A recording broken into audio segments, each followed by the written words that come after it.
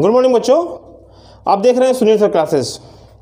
मैं आपको भौतिक विज्ञान फिजिक्स पढ़ा रहा हूँ और उसमें एक टॉपिक है विद्युत।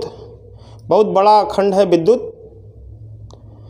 मैं विद्युत को अब कई पार्ट में पढ़ा रहा हूँ, तो आज मैं विद्युत को पार्ट 4 के रूप में पढ़ा रहा हूँ।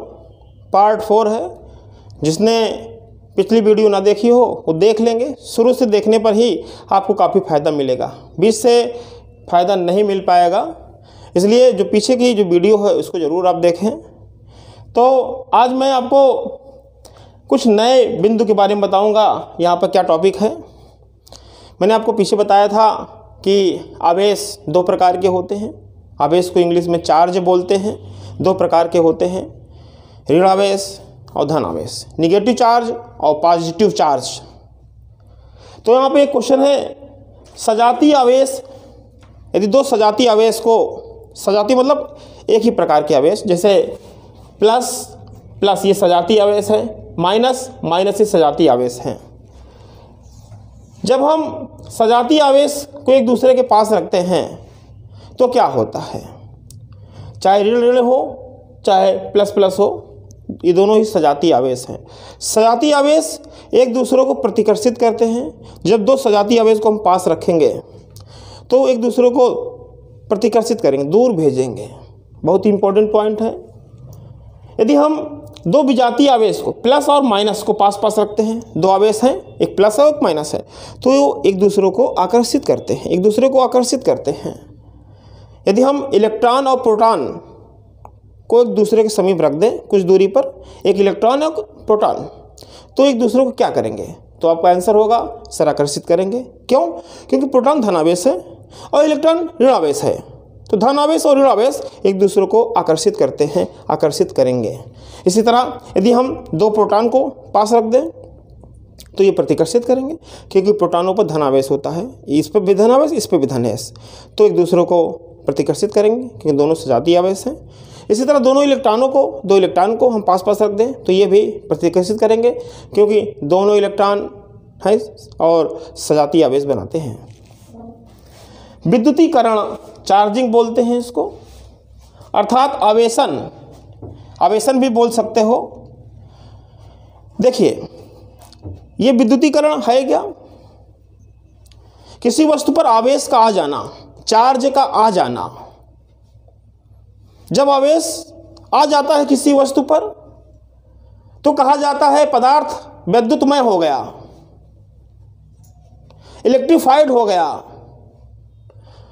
तो वस्तु पर आवेश का आ जाना, विद्युतमय हो जाना, आवेशन क्रिया है, विद्युतीकरण है। उस पर आवेश आ गया, विद्युतीकरण मतलब उस पर विद्युत आ गया, आवेश आ गया।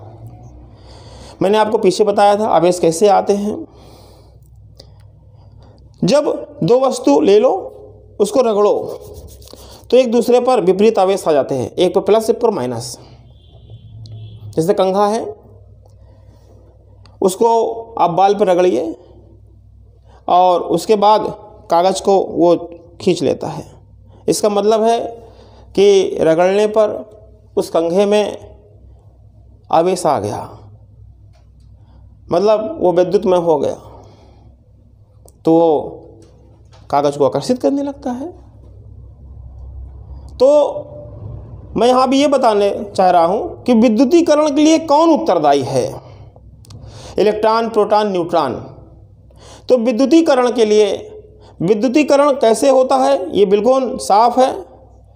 जब कोई वस्तु से इलेक्ट्रॉन निकल जाता है या वस्तु इलेक्ट्रॉन ग्रहण कर लेता है तो उस पर आवेश आ जाते हैं। जब वस्तु से इलेक्ट्रॉन निकल जाता है तो वो धनावेशित हो जाता है। जब वस्तु इलेक्ट्रॉन को ग्रहण कर लेता है तो ऋण आवेशित हो जाता है। तो मतलब ट्रांसफर ऑफ इलेक्ट्रॉन होता है, इलेक्ट्रॉनों का स्थानांतरण होता है विद्युतीकरण में। विद्युतीकरण में इलेक्ट्रॉन उत्तरदायी होते हैं और बाहरी कोश के इलेक्ट्रॉन उत्तरदायी होते हैं। नाभिक में उपस्थित प्रोटॉन और न्यूट्रॉन ये उत्तरदायी नहीं होते, क्योंकि नाभिक से हम प्रोटॉन और न्यूट्रॉन को नहीं निकाल सकते हैं। उनको निकालना बहुत ही कठिन है। इसलिए विद्युतीकरण के लिए, आवेशन के लिए इलेक्ट्रॉन उत्तरदायी है। कौन इलेक्ट्रॉन? बाहरी कोश के इलेक्ट्रॉन। आप जानते हैं कि परमाणु की संरचना, परमाणु के 2 भाग हैं। परमाणु को सूक्ष्म, धनावेशित, दृढ़ और सघन भाग, जिसे नाभिक बोलते हैं, जो कि न्यूट्रॉन और प्रोटॉन का बना होता है। और उसी के चारों ओर, ये आपका नाभिक है, इसी के चारों ओर वृत्तीय कक्षाएं होती हैं। इन्हीं वृत्तीय कक्षाओं में इलेक्ट्रॉन चक्कर लगाते रहते हैं और इन वृत्तीय कक्षाओं को हम लोग कोश बोलते हैं। कोश, तो जो सबसे बाहर का कोश होता है उसे बोलते हैं बाह्य कोश, आउटर मोस्ट सेल कहते हैं। यही बाहरी कोश के इलेक्ट्रॉन विद्युतीकरण के लिए उत्तरदायी हैं। जब हम किसी वस्तु को आपस में रगड़ते हैं तो उस पर आवेश आ जाना घर्षण विद्युत कहलाता है, क्योंकि वस्तु के रगड़ने में घर्षण उत्पन्न हुआ है। तो घर्षण विद्युत है ये। घर्षण विद्युत के कारण वस्तु पर आवेश आ जाता है। आवेशन की क्रिया में इलेक्ट्रॉन का ट्रांसफर हुआ निश्चित। यही विद्युतीकरण का इलेक्ट्रॉनिक सिद्धांत है। विद्युतीकरण का इलेक्ट्रॉनिक सिद्धांत यही है। वस्तु से इलेक्ट्रॉन का जब ट्रांसफर होता है, ये तो ग्रहण होता है या तो त्याग होता है, तभी वस्तु आवेशित हो जाता है। अब यहां पर आप देख सकते हैं, हाँ, और देखिए, विद्युतीकरण अर्थात आवेशन के लिए बाह्य कोश के इलेक्ट्रॉन उत्तरदायी हैं। 2 आवेशों के बीच लगने वाले बल को वैद्युत बल बोलते हैं, इलेक्ट्रिक फोर्स बोलते हैं। मैं इसके बारे में कल आपको विस्तार से बताऊंगा। 2 आवेश एक दूसरे पर बल लगाते हैं, 2 आवेश एक दूसरे पर बल लगाते हैं। यदि सजातीय आवेश है तो प्रतिकर्षण बल लगाएंगे, और विजातीय आवेश है तो आकर्षण बल लगाएंगे। 2 आवेशों के बीच लगने वाले बल को वैद्युत बल बोलते हैं, इलेक्ट्रिक फोर्स बोलते हैं। याद कर लीजिएगा, 2 आवेशों के बीच लगने वाले बल को वैद्युत बल बोलते हैं, इलेक्ट्रिक फोर्स बोलते हैं। जबकि 2 पिंडों के बीच लगने वाले बल को गुरुत्वाकर्षण बल बोलते हैं। 2 आवेशों के बीच लगने वाले बल का जो सूत्र है कूलाम नामक वैज्ञानिक ने दिया था, मैं कल आपको विस्तार से बताऊंगा इसको। विद्युतीकरण या आवेशन की क्रिया में वस्तु से इलेक्ट्रॉनों का ट्रांसफर होता है, वस्तु से इलेक्ट्रॉनों का स्थानांतरण होता है। जब किसी वस्तु से इलेक्ट्रॉन बाहर निकल जाता है तो वह वस्तु धनावेशित, मतलब पॉजिटिवली चार्ज्ड हो जाता है।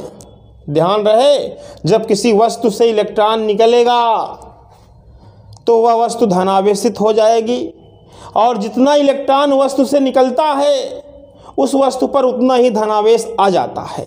जैसे एल्युमिनियम धातु ले लीजिए, एल्युमिनियम धातु का जो सिंबल होता है Al होता है। एल्युमिनियम धातु से यदि 3 इलेक्ट्रॉन निकलता है तो इस पर 3 धनावेश आ जाएगा, अर्थात इसको हम Al+++ लिखेंगे। 3 धनावेश देखिए लिखा हुआ है, इस पर 3 धनावेश है, इसका मतलब इससे 3 इलेक्ट्रॉन निकले हुए हैं। याद रखिएगा, वस्तु यदि धनावेशित है तो निश्चित है उससे इलेक्ट्रॉन निकले हुए हैं। यदि वस्तु पर 2 धनावेश हैं तो 2 इलेक्ट्रॉन निकले हैं बाहर। यदि 3 है तो 3 धनावेश उस पर लगे हैं तो 3 निकले हुए हैं। ठीक है, अब देखिए अगला, जब कोई वस्तु इलेक्ट्रॉन ग्रहण करता है तो वह वस्तु ऋणावेशित, निगेटिवली चार्ज्ड हो जाती है, निगेटिवली चार्ज हो जाती है, और जितने इलेक्ट्रॉन वस्तु ग्रहण करता है उस पर उतना ही ऋणावेश आ जाता है। मान लिए कोई वस्तु ये है, ये 2 इलेक्ट्रॉन ग्रहण करता है, तो इस वस्तु पर माइनस 2 आवेश आ जाएगा। यदि वस्तु -2 आवेश आ जाएगा। जैसे ऑक्सीजन आपका है, इससे 2 इलेक्ट्रॉन ये ग्रहण करता है, ये 2 इलेक्ट्रॉन ग्रहण करता है, तो इस पर 2 माइनस आवेश आ जाएगा। ध्यान देखिए, इलेक्ट्रॉन 2 उन्होंने ग्रहण किया ऑक्सीजन ने, तो इस पर O-2, इसको हम O- भी लिख सकते हैं। तो आप यहाँ सीखा आज कि कब कोई वस्तु धनावेशित होती है, कब कोई वस्तु ऋणावेशित होती है। इलेक्ट्रॉन त्याग करने से धनावेशित, ग्रहण करने से ऋणावेशित। आवेश का संरक्षण, कंजर्वेशन ऑफ चार्ज क्या है? आवेश को ना ही उत्पन्न किया जा सकता है और ना ही नष्ट किया जा सकता है। यही है आवेश का संरक्षण। प्रकृति में सबसे छोटा आवेश, प्रकृति में सबसे छोटे आवेश को मूल आवेश या इलेक्ट्रॉनिक आवेश कहते हैं। प्रकृति में सबसे छोटा जो आवेश होता है वो इलेक्ट्रॉनिक आवेश होता है, मूल आवेश होता है, जिसको हम स्मॉल ई से प्रदर्शित करते हैं ये। और इलेक्ट्रॉनिक आवेश का जो मान होता है, मूल आवेश का जो मान होता है 1.6 इंटू 10⁻19 कूलाम होता है। इलेक्ट्रॉनिक आवेश को मिल्कन नामक वैज्ञानिक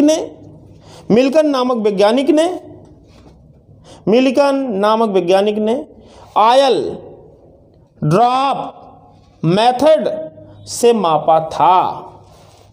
ये वैज्ञानिक मिल्कन, इन्होंने इलेक्ट्रॉनिक आवेश या मूल आवेश स्मॉल ई की जो वैल्यू है 1.6 इंटू 10⁻19 कूलाम निकाली आयल ड्रॉप मेथड से।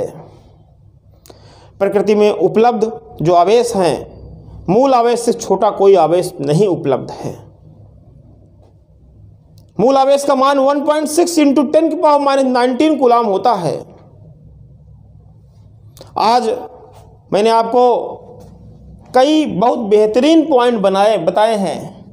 इनके सबसे पढ़ने से यदि आप इसको थोड़ा थोड़ा करके याद कर लेते हो तो यकीन मानिए विद्युत इलेक्ट्रिक के क्वेश्चन आपके हाथ से जाने नहीं पाएंगे और उसको परीक्षा में आप अच्छे से कर सकते हैं। तो आप विद्युत चल रहा है सुनील सर क्लासेस में, आज पार्ट 4 है।